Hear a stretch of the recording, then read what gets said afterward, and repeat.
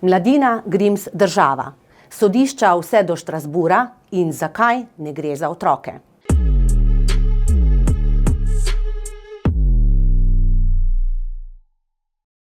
Sodba Evropskega sodišča za človekove pravice v primeru Mladine proti Sloveniji po objavi fotografij družine Bramka Grimsa in nemškega nacističnega politika Goebbelsa 15 let po objavi v satirični rubriki Mladina mit je za medijski prostor, novinarstvo in satiro precedenčna.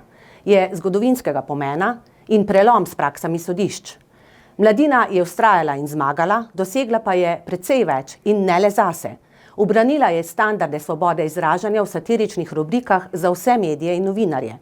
Primerjava metod političnega delovanja Grimsa in SDS, ne pa trditev, da bi bil Grims nacist, je torej umestna.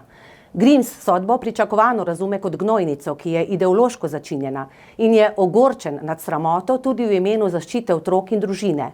Toda sploh ne gre za otroke in družino.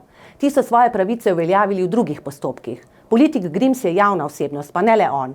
Politiki pogosto ščitijo zasebnost svojih otrok, a jih tudi sami javno izpostavijo po izbiri in potrebi.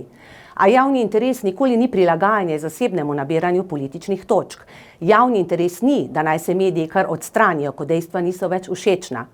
Ironično je, kako se zagovarjanje absolutne svobode govora za vsako ceno, običajno lastno desnici, nenadoma obrne kot bumerang in se vrne v obliki nepojmljive krivice. Poudarek sodbe je, da novinarska svoboda vključuje možnost pretiravanja in provokacije, kar seveda velja za satiro. To ni kršitev standardov profesionalne etike, nasprotno. Pa zdaj je vse ena in ista gnojnica? Ne. Če le še stavimo na bistveno, kontekst.